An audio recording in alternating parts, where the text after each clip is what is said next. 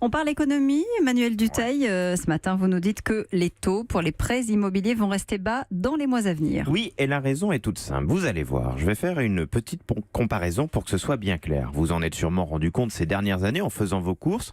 Toutes les grandes surfaces tentent de vous faire venir chez elles à coup de grosses promotions. Il y a une véritable guerre des prix entre Leclerc, Carrefour ou Casino par exemple. Pourquoi ?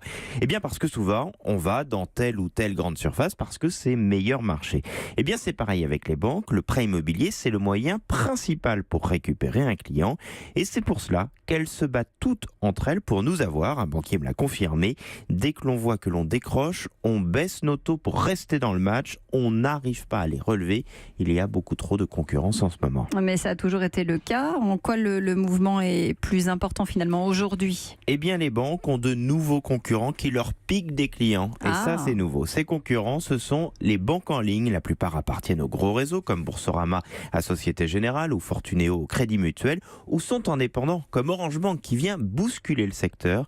Le secteur bancaire est traumatisé par ces nouveaux entrants, assume un autre banquier de la place. Ceux qui gagnent le plus de clients aujourd'hui, ce sont eux, nous on en perd, donc pour en gagner, il faut se battre sur le crédit immobilier, ajoute ce banquier.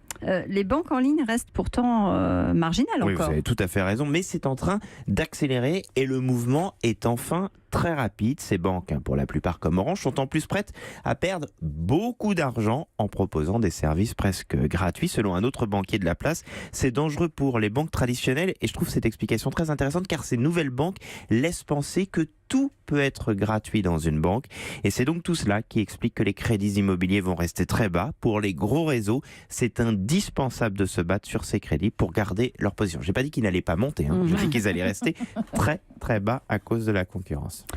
La prudence. Exactement. Non, mais parce que les taux dépendent aussi de l'évolution des taux sur les marchés économiques et si les États-Unis continuent de relever les taux, peut-être que les taux longs européens monteront aussi, donc il peut y avoir une petite hausse, mais malgré tout, la concurrence restera extrêmement effrénée. Et quoi qu'il en soit, ça n'est pas pour tout de suite. Voilà, on a encore quelques mois pour ceux qui veulent acheter ou renégocier leur prêt, il ne faut jamais l'oublier. Exactement. Europe.